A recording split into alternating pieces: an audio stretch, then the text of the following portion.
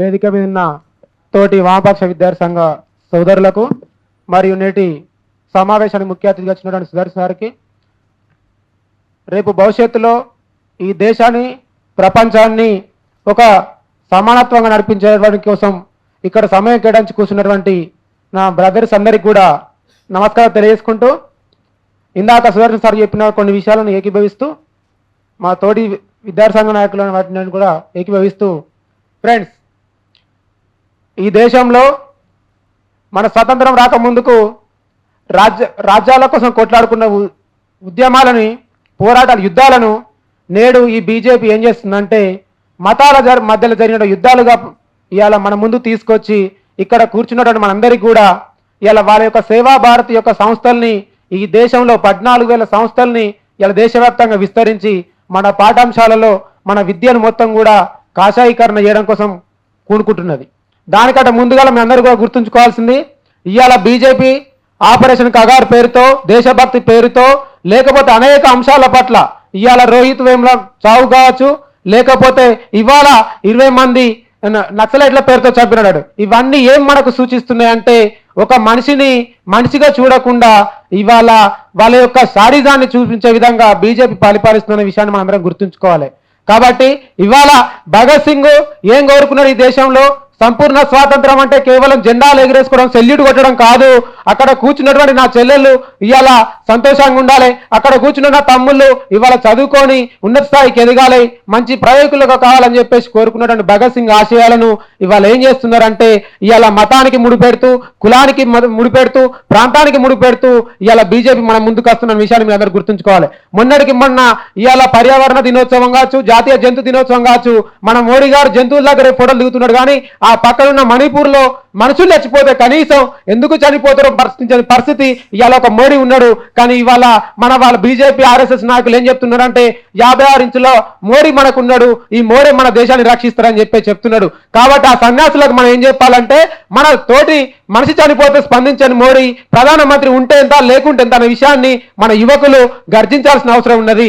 భగత్ సింగ్ 94వ వర్ధంతి సందర్భంగా ఇవాళ ఆర్ఎస్ఎస్ బీజేపీ చేస్తున్న తప్పుడు ప్రచారాన్ని మనందరం కూడా తిప్పికొట్టాల్సిన అవసరం ఉందని చెప్పేసి కూడా ఈ వేదిక ద్వారా తెలియజేసుకుంటూ, కాబట్టి ఈ పరిణామాన్ని మనందరం కూడా సగర్వంగా వామపక్ష విద్యార్థి యువజన సంఘాల ఐక్యతను కొనసాగించే విధంగా ఇక్కడ ఉన్నటువంటి అందరూ కూడా బాధ తీసుకొని భవిష్యత్తులో ఆర్ఎస్ఎస్ చేస్తున్న తప్పుడు ప్రచారాన్ని, ఇవాళ యుద్ధాలు రాజ్యాల కోసం కొట్లాడుకున్న యుద్ధాలను మత ప్రచారంగా చేసుకున్నటువంటి ఈ బీజేపీ ఆర్ఎస్ఎస్ కు తగిన బుద్ధి చెప్పే విధంగా మనందరం కూడా కంకణబద్దులు కావాలని, ఏ దేశం కోసం స్వతంత్రం కోసం అయితే ప్రాణాలు అర్పించిన మహనీయుల చరిత్రను కనుమరుగు చేస్తున్నారు. ఇవాళ మీరు అందరూ చూడండి, మన తల్లులు కావచ్చు, తల్లిదండ్రులు కావచ్చు, తాతలు ముత్తాతలు కావచ్చు, ఇవాళ ఆర్ఎస్ఎస్ బీజేపీ వాళ్ళు మనకు కొత్తగా దేశభక్తి కావచ్చు, కొత్తగా దైవభక్తి కావచ్చు నేర్పాల్సిన అవసరం ఉన్నదా?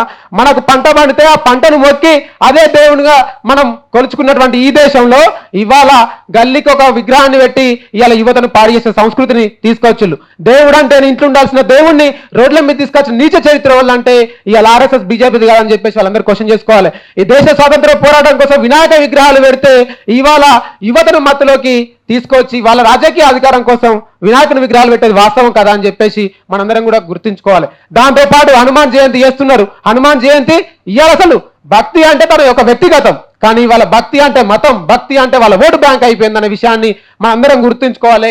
అదేవిధంగా ఇవాళ కమ్యూనిస్టులు లేకపోతే ఈ దేశానికి ఎలాంటి గతి పడుతుందో వాళ్ళందరూ మనందరం కూడా కనువిప్పు చేసే విధంగా ఉండాలి ఈ దేశాన్ని. కానీ అదేవిధంగా పాఠ్యాంశాల్లో ఇవాళ వాళ్ళకు చరిత్ర లేదు. ఎందుకంటే మీకు ఉదాహరణ తెలంగాణ సాయుధ పోరాటం, తెలంగాణలో బీజేపీకి ఏ చరిత్ర ఉన్నది, అదేవిధంగా మహారాష్ట్రలో వర్లీ ఆదివాసుల తిరుగుబాటు.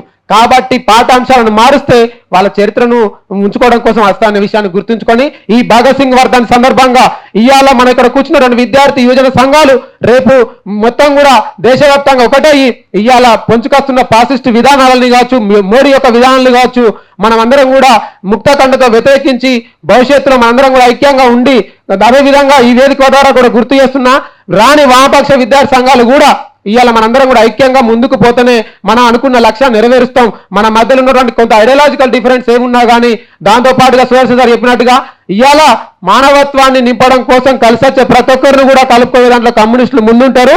దాన్ని ఖచ్చితంగా ఇక్కడ ఉన్నటువంటి వేదిక మీద ఉన్న విద్యార్థి వామపక్ష సంఘాలు కూడా ముందుకు తీసుకొని తెలియజేసుకుంటూ ఈ అవకాశం కల్పించినటువంటి అధ్యక్ష వర్గానికి మీకు మా అందరికీ కూడా ధన్యవాదాలు తెలియజేసుకుంటూ ఈ కార్యక్రమానికి పూనుకున్నటువంటి అదే స్టాలిన్ గారికి ఇతర జంపన్న లాంటి అందరికీ కూడా మరొకసారి ధన్యవాదాలు తెలుసుకుంటూ మిగతా వాళ్ళందరూ కూడా భవిష్యత్తులో ఐక్యం చేసుకొని ముందుకు పోయే విధంగా ఈ కమిటీ ముందుకు పోతామని దానికి యుఎస్ఎఫ్ఐ ఖచ్చితంగా ముందుంటా అని చెప్పి తెలియజేసుకుంటూ ఈ అవకాశం కల్పించిన మీ అందరికీ కూడా ధన్యవాదాలు తెలుసుకుంటూ ఇంక్లాబ్ జిందాబాద్, భగత్ సింగ్ ఆశయాలు సాధిద్దాం.